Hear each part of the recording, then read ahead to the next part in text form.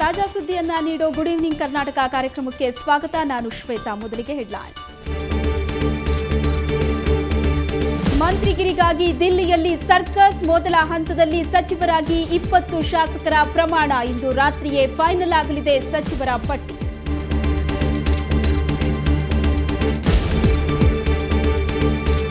Deadline ಮುಗಿದ್ರೂ ಬಿಡಲಿಲ್ಲ ಗಚ್ಚಿನ ಮಠ. ಶ್ರೀಗಳ ಪಾತ್ರೆ ಪಗಡೆ ಬೀದಿಗೆಸೆದು ಭಕ್ತರ ರಂಪಾಟ. ಮಠದಿಂದ ಹೊರಹೋಗಲ್ಲವೆಂದು ಚನ್ನಬಸವ ಸ್ವಾಮೀಜಿಯ ಹಠ.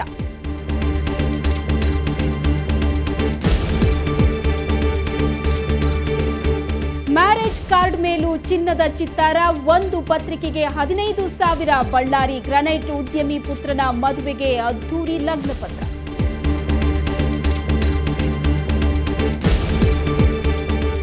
ಕೊಪ್ಪಳದ ಅವಳಿ ಜವಳಿ ಸಹೋದರಿಯರ ಕಮಾಲ್. ಪಿಯುಸಿಯಲ್ಲಿ ಇಬ್ಬರು ಗಿಟ್ಟಿಸಿದ್ರು ಸೇಮ್ ಮಾರ್ಕ್ಸ್. ಮಕ್ಕಳ ಸಾಧನೆಗೆ ಪೋಷಕರು ಫುಲ್ ಖುಷ್.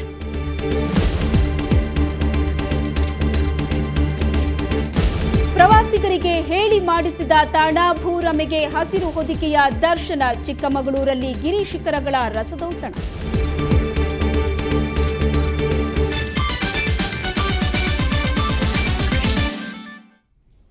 ಸಂಪುಟ ರಚನೆ ಸರ್ಕಸ್ ಅಂತಿಮ ಹಂತಕ್ಕೆ ಬಂದು ನಿಂತಿದೆ. ನಾಡಿದ್ದು ಪ್ರಮಾಣ ವಚನಕ್ಕೆ ವೇದಿಕೆ ಸಜ್ಜಾಗ್ತಾ ಇದ್ದು, ಮೊದಲ ಕಂತಿನಲ್ಲಿ 20 ಶಾಸಕರು ಸಿದ್ದು ಸಂಪುಟ ಸೇರಲಿದ್ದಾರೆ.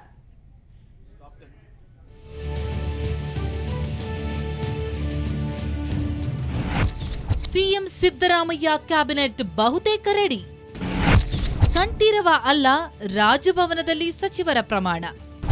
ಕಳೆದ 3-4 ದಿನಗಳಿಂದ ನಡೆಯುತ್ತಿದ್ದ ಸಂಪುಟ ರಚನೆ ಸರ್ಕಸ್ ಅಂತಿಮ ಘಟ್ಟಕ್ಕೆ ಬಂದು ತಲುಪಿದೆ. ಹೆಚ್ಚು ಕಡಿಮೆ ಸಿದ್ದು ಕ್ಯಾಬಿನೆಟ್ ರೆಡಿಯಾಗಿದೆ. ಮೇ 17ರ ಬದಲು ಮೇ 18 ಅಂದರೆ ಶನಿವಾರ ಸಿದ್ದು ಸಂಪುಟ ರಚನೆಯಾಗಲಿದೆ. ಕಂಠೀರವ ಕ್ರೀಡಾಂಗಣದ ಬದಲಿಗೆ ರಾಜಭವನದ ಗಾಜಿನ ಮನೆಯಲ್ಲಿ ಸಚಿವರ ಪ್ರಮಾಣವಚನ ಕಾರ್ಯಕ್ರಮ ನಡೆಯಲಿದೆ. 2 ಹಂತದಲ್ಲಿ ಸಂಪುಟ ರಚಿಸಲು ಕಾಂಗ್ರೆಸ್ ಹೈಕಮಾಂಡ್ ನಿರ್ಧರಿಸಿದ್ದು, ಶನಿವಾರ ಮೊದಲ ಹಂತದ ಸಂಪುಟ ಅಸ್ತಿತ್ವಕ್ಕೆ ಬರಲಿದೆ. ಆವತ್ತು 20 ಶಾಸಕರು ಸಚಿವರಾಗಿ ಪ್ರಮಾಣವಚನ ಸ್ವೀಕರಿಸಲಿದ್ದಾರೆ ಎನ್ನಲಾಗಿದೆ. ಸಚಿವರ ಪಟ್ಟಿ ಫೈನಲ್ ಕುರಿತು ಎಐಸಿಸಿ ಅಧಿನಾಯಕಿ ಸೋನಿಯಾ ಗಾಂಧಿ ಜೊತೆ ಚರ್ಚಿಸಿದ ನಂತರವೇ ಅಂತಿಮಗೊಳಿಸೋದಾಗಿ ಸಿಎಂ ಸಿದ್ದರಾಮಯ್ಯ ಹೇಳಿದ್ದಾರೆ. ಸಿಎಂ ಆದ ಬಳಿಕ ಇದೇ ಮೊದಲ ಬಾರಿಗೆ ಪ್ರಧಾನಿ ಮನಮೋಹನ್ ಸಿಂಗ್ ಅವರನ್ನ ಭೇಟಿ ಮಾಡಿದ ಬಳಿಕ ಈ ವಿಷಯ ಸಿದ್ದು ತಿಳಿಸಿದರು. ಮೋಸ್ಟ್ ಲೈಕ್ಲಿ ಸ್ಯಾಟರ್ಡೆ ಸರ್, ಇದು ಕೆ ಥಾಮಸ್ ಅವರನ್ನ ಮಧ್ಯಾಹ್ನ ಭೇಟಿ ಮಾಡ್ತಿದ್ದಾರೆ. ಎಷ್ಟು ಜನ ಪ್ರಮಾಣ ವಚನ ಅದ ಅಲ್ಲಿ ಮೇಡಮ್ ಜೊತೆ ಭೇಟಿ ಮಾಡಿದ್ಮೇಲೆ ಸರ್ ಅದಿನ್ನೂ ಕೊಟ್ಟಿಲ್ಲ ಟೈಮ್ ಡೆಪ್ಯೂಟಿ ಸಿಎಂ ಸ್ಥಾನದ ಬಗ್ಗೆ ಹೈಕಮಾಂಡ್ ನಿರ್ಧಾರವೇ ಅಂತಿಮ ಅಂತ ಮುಖ್ಯಮಂತ್ರಿ ಸಿದ್ದರಾಮಯ್ಯ ಹೇಳಿದ್ದಾರೆ.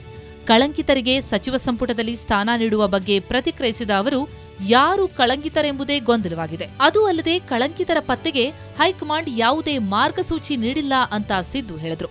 ಈ ಮಧ್ಯೆ ಸಿದ್ದರಾಮಯ್ಯ ದೆಹಲಿಯಲ್ಲಿರುವ ಕೇಂದ್ರ ಸಚಿವ ಮಲ್ಲಿಕಾರ್ಜುನ ಖರ್ಗೆ ನಿವಾಸಕ್ಕೆ ಭೇಟಿ ಮಾಡಿ ರಾಜಕೀಯ ಬೆಳವಣಿಗೆಯ ಚರ್ಚೆ ನಡೆಸಿದ್ದು ವಿಶೇಷವಾಗಿತ್ತು. ಇದಕ್ಕೂ ಮುನ್ನ ಬೆಳಗ್ಗೆ ಕರ್ನಾಟಕ ಭವನದಲ್ಲಿ ಸಿಎಂ ಸಿದ್ದರಾಮಯ್ಯ ಸುದ್ದಿಗೋಷ್ಠಿ ನಡೆಸಿದ್ರು. ಮಾಧ್ಯಮ ಪ್ರತಿನಿಧಿಗಳೊಂದಿಗೆ ಉಪಹಾರ ಸೇವಿಸಿದ್ರು. ಒಟ್ಟಾರೆ ಮಿನಿಸ್ಟರ್ ಲಿಸ್ಟ್ ಬಹುತೇಕ ಅಂತಿಮಗೊಂಡಿದ್ದು, ಸೋನಿಯಾ ಮೇಡಂ ಅಂಕಿತ ಒಂದೇ ಬಾಕಿ ಇರೋದು. ನವದೆಹಲಿಯಿಂದ ಪ್ರಶಾಂತ್ ನಾತು, ಸುವರ್ಣ ನ್ಯೂಸ್. ಅಥಣಿಯ ಗಚ್ಚಿನ ಮಠ ಈಗ ವಿವಾದದ ಕೇಂದ್ರ ಬಿಂದುವಾಗಿದೆ. ಅಲ್ಲಿನ ಶ್ರೀಗಳು ಮಹಾಲಿಂಗಪುರ ಮಠ ಪರಭಾರೆ ವಿಚಾರದಲ್ಲಿ ಮೂಗು ತೂರಿಸಿದ್ದಾರೆ ಅನ್ನೋ ವಿಚಾರ ಮಠದ ಶ್ರೀಗಳಿಗೆ ತಿರುಗುಬಾಣವಾಗಿದೆ. ಪರಿಣಾಮ ಮಠದಲ್ಲಿದ್ದ ಅವರ ಸಾಮಗ್ರಿಗಳೆಲ್ಲ ಬೀದಿಗೆ ಬಂದಿವೆ.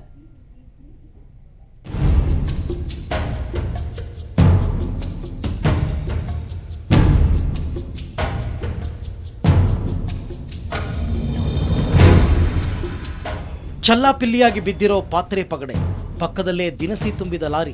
ಬೆಳಗಾವಿ ಜಿಲ್ಲೆ ಅಥಣಿಯ ಗಚ್ಚಿನ ಮಠದಲ್ಲಿ ಕಂಡುಬಂದ ದೃಶ್ಯಗಳಿವು. ಹೌದು, ಬಾಗಲಕೋಟೆಯ ಮಹಾಲಿಂಗಪುರ ಮಠವನ್ನು ನಿತ್ಯಾನಂದನಿಗೆ ಪರಭಾರೆ ವಿಚಾರದಲ್ಲಿ ರಾಜೇಂದ್ರ ಶಿವಯೋಗಿ ಶ್ರೀಗಳು ಯತ್ನಿಸಿದರು. ಆದರೆ ಆ ವಿವಾದಿತ ಸ್ವಾಮೀಜಿ ಮಾತುಕತೆಯಲ್ಲಿ ಅಥಣಿಯ ಗಚ್ಚಿನ ಮಠದ ಚನ್ನಬಸವ ಶ್ರೀ ಮಧ್ಯಸ್ಥಿಕೆ ವಹಿಸಿದ್ದರು ಎಂಬ ಆರೋಪವಿತ್ತು. ಹಾಗಾಗಿ ಗಚ್ಚಿನ ಮಠದಿಂದ ಚನ್ನಬಸವ ಶ್ರೀಗಳನ್ನು ಹೊರಹಾಕಲು ಚಿತ್ರದುರ್ಗದ ಮುರುಘಾ ಶರಣರು 2 ತಿಂಗಳ ಗಡುವು ವಿಧಿಸಿದರು. ಆ ಡೆಡ್ಲೈನ್ ಇವತ್ತಿಗೆ ಕೊನೆಗೊಂಡಿದೆ. ಹಾಗಾಗಿ ಮಠದ ಭಕ್ತರು ಇವತ್ತು ಚನ್ನಬಸವ ಶ್ರೀಗಳಿಗೆ ಸೇರಿದ ಸಾಮಾನುಗಳನ್ನು ಮಠದಿಂದ ಹೊರಹಾಕಿದ್ದಾರೆ. ಆದರೆ ಯಾವುದೇ ಕಾರಣಕ್ಕೂ ಮಠ ಬಿಡುವ ಪ್ರಶ್ನೆಯೇ ಇಲ್ಲ ಅಂತಾರೆ ಚನ್ನಬಸವ ಶ್ರೀಗಳು.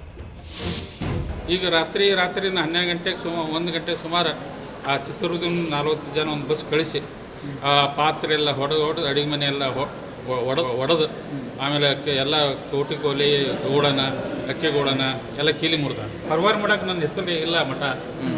ನೀವು ಮಠ ಬಿಡಂಗಿಲ್ಲ? ಮಠ ಬಿಡೋ ಪ್ರಶ್ನೆ ಇಲ್ಲ ಇದ್ದಾರೆ. ಮತ್ತೆ ಹೊಸ ಸ್ವಾಮೀಜಿಗಳು ಹೋದಾರಲ್ಲ, ಅವ್ರು ಹೆಂಗೆ ಮಾಡ್ತೀರಿ? ಮತ್ತೆ ಅಲ್ಲೇ ಅವರು ಇರ್ತಾರೆ, ಇರಲಿ ನಮಗೆ. ನಾನು ಹೇಳಿದೆ ನೀವು ಇರಪ್ಪ, ನಾವು ಇರ್ತೇವೆ. ನಮ್ಮ ಬಿಸಿ ಊಟದ ಏನೈತೆ ನಾವು ಮಾಡ್ಕೊಂಡು ಹೋಗ್ತೀವಿ, ಮಠದ ಜವಾಬ್ದಾರಿ ಏನೈತೆ ನೀವು ಮಾಡ್ಕೊಂಡು ಹೋಗ್ರಿ ಅಂತ ನಾನು ಹೇಳಿದೆ. ಚಿತ್ರದುರ್ಗದ ಮುರುಘಾ ಮಠದ ಶಾಖಾ ಮಠ, ಅಥಣಿಯ ಈ ಗಚ್ಚಿನ ಮಠ. ಈಗಾಗಲೇ ಹಾವೇರಿಯ ಹೊಸಮಠ ಶಿವಬಸವ ಶ್ರೀಗಳನ್ನು ನೂತನ ಪೀಠಾಧ್ಯಕ್ಷರಾಗಿ ನೇಮಿಸಲಾಗಿದೆ. ಇದು ಚನ್ನಬಸವ ಸ್ವಾಮಿಯ ಆಕ್ರೋಶಕ್ಕೆ ಕಾರಣವಾಗಿದೆ. ಅಲ್ಲದೆ ಎಸ್ಪಿಗೆ ರಕ್ಷಣೆ ಕೋರುವುದಾಗಿಯೂ ಮನವಿ ಸಲ್ಲಿಸಿದ್ದಾರೆ.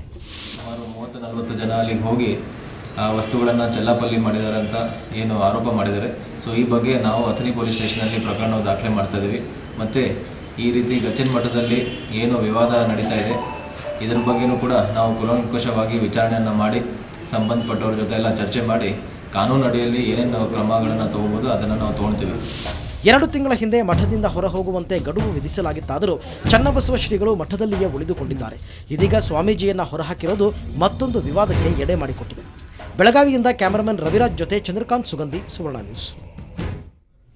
ರಸ್ತೆ ಅಪಘಾತದಲ್ಲಿ ಒಂದೇ ಕುಟುಂಬದ 5 ದಾರುಣವಾಗಿ ಸಾವನ್ನಪ್ಪಿದ್ದಾರೆ. ಧಾರವಾಡ ಜಿಲ್ಲೆ ಅಣ್ಣಿಗೇರಿಯ ಸವಳಹಳ್ಳದ ಸೇತುವೆ ಬಳಿ ಈ ದುರಂತ ನಡೆದಿದೆ. ಮೃತರು ಹುಬ್ಬಳ್ಳಿಯ ಭೈರದೇವರ ಕೊಪ್ಪದ ನಿವಾಸಿಗಳು ಎನ್ನಲಾಗಿದೆ. ಇರ್ಫಾನ್ ಎಂಪೋರ ಅರಿಶಿಣ ಕಾರ್ಯಕ್ರಮ ಮುಗಿಸಿ 8 ಮಂದಿ ಇನ್ನೋವಾ ಕಾರ್ನಲ್ಲಿ ಬಳ್ಳಾರಿಗೆ ವಾಪಸ್ಸಾಗ್ತಾ ಇದ್ರು. ಈ ವೇಳೆ ಕಾರು ಪಲ್ಟಿ ಹೊಡೆದಿದೆ. ಈ ದುರಂತದಲ್ಲಿ ಮದುಮಗನ ಅಜ್ಜ, ಅಜ್ಜಿ, ಚಿಕ್ಕಮ್ಮ ಹಾಗೂ 2 ಮಾವಂದಿರು ಮೃತಪಟ್ಟಿದ್ದಾರೆ. ಇದರಿಂದ ಸಂಭ್ರಮ ತುಂಬಿರಬೇಕಿದ್ದ ಮದುವೆ ಮನೆಯಲ್ಲಿ ಸೂತಕದ ಛಾಯೆ ಆವರಿಸಿತ್ತು.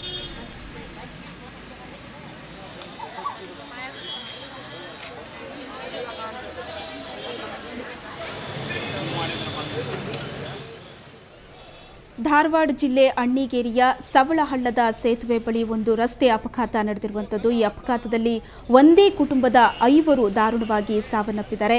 ಇರ್ಫಾನ್ ಅನ್ನೋರ ಅರಿಶಿಣ ಕಾರ್ಯಕ್ರಮವನ್ನು ಮುಗಿಸಿ 8 ಮಂದಿ ಇನ್ನೋವಾ ಕಾರ್ನಲ್ಲಿ ಬಳ್ಳಾರಿಗೆ ವಾಪಸ್ಸಾಗ್ತಾ ಇದ್ರು. ಈ ವೇಳೆ ಈ ಅಪಘಾತ ಸಂಭವಿಸಿದೆ. ದುರಂತದಲ್ಲಿ ಮದುಮಗನ ಅಜ್ಜ, ಅಜ್ಜಿ, ಚಿಕ್ಕಮ್ಮ ಹಾಗೂ 2 ಮಾವಂದಿರು ಮೃತಪಟ್ಟಿದ್ದಾರೆ. ಹೀಗಾಗಿ ಸಂಭ್ರಮದಿಂದ ತುಂಬಿರಬೇಕಿದ್ದಂತಹ ಮದುವೆ ಮನೆಯಲ್ಲಿ ಈಗ ಸೂತಕದ ಛಾಯೆ ಮನೆ ಮಾಡಿದೆ.